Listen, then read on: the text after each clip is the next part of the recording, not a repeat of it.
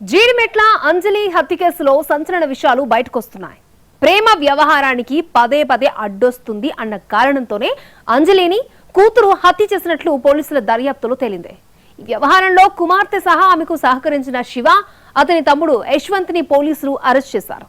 పక్కా plan ప్రకారమే murder చేశారని పోలీసులు చెప్తున్నారు. జీడిమెట్లలో 10వ తరగతి చదువుతున్న అంజలి పెద్ద కూతురుకు డీజే ఆపరేటర్ శివతో ఇన్స్టాగ్రామ్ లో పరిచయం ఏర్పడింది. అది కాస్త ప్రేమకు దారి తీసిందే. కానీ ఈ ప్రేమను బాలిక తల్లి ఒప్పుకోలేదు. పైగా ప్రేమాయణం వద్దని పదే పదే మందలించిందే. దీన్ని తట్టుకోలేని బాలిక ప్రియుడు శివ అతడి మైనర్ తమ్ముడితో కలిసి తల్లి హత్యకు కుట్ర పన్నింది. తల్లి తమ ప్రేమకు అడ్డొస్తుందని భావించే ఈ హత్యకు పాల్పడినట్లు నిందితురాలు పోలీసుల దర్యాప్తులో వెల్లడించింది.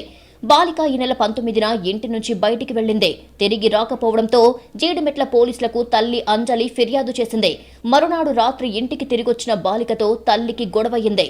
అయితే తెల్లవారి తల్లి పూజలో ఉన్న సమయంలోనే నిందితులు హత్యకు పాల్పడ్డారు. చున్నీతో గొంతు నిలిమి తలపై బలంగా కొట్టి అంజలిని హత్య చేశారు. పైగా హత్య అనంతరం నిందితురాలు ఈ దుర్మార్గాన్ని ఆత్మహత్యగా చిత్రీకరించేందుకు ప్రయత్నించింది. అయితే పోలీసుల అనుమానంతో విచారణ లోతుగా కొనసాగించగా బాలిక వాస్తవాలు ఒప్పుకుంది. దీంతో ముగ్గురు నిందితులపై ఐపీసీ 302 సెక్షన్ కింద కేసు నమోదు చేసి రిమాండ్కు తరలించారు. ముఖ్యంగా ఈ అమ్మాయి ప్లానింగ్ చేసింది, వాళ్ళని ప్రోత్సహించింది ఎవరైతే డిసీజ్డ్ ఉందో వాళ్ళ కుమార్తె. మిగిలిన ఇద్దరు శివ అండ్ వాళ్ళ తమ్ముడు, వీళ్ళిద్దరూ వచ్చి ఆవిడ్ని స్ట్రాంగులేషన్ చేసి ఆవిడ చున్నీతోటి ఆవిడ్ని గొంతు బిగించి చంపడం జరిగింది.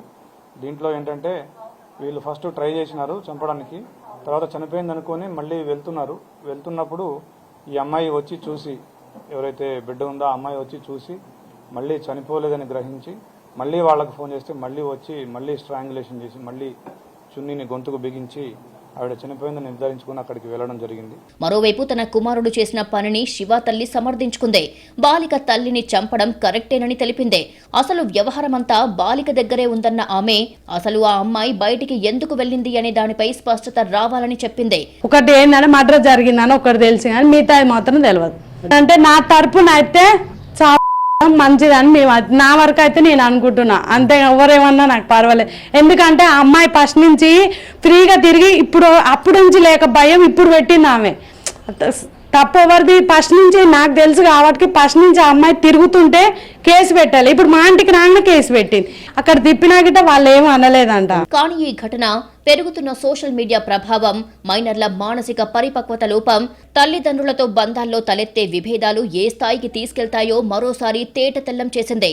పోలీసులు, మానసిక నిపుణులు, సామాజిక సంస్థలు కలిసి ఈ విషయాలను సీరియస్ గా తీసుకోవాల్సిన అవసరం ఉందని హెచ్చరించింది.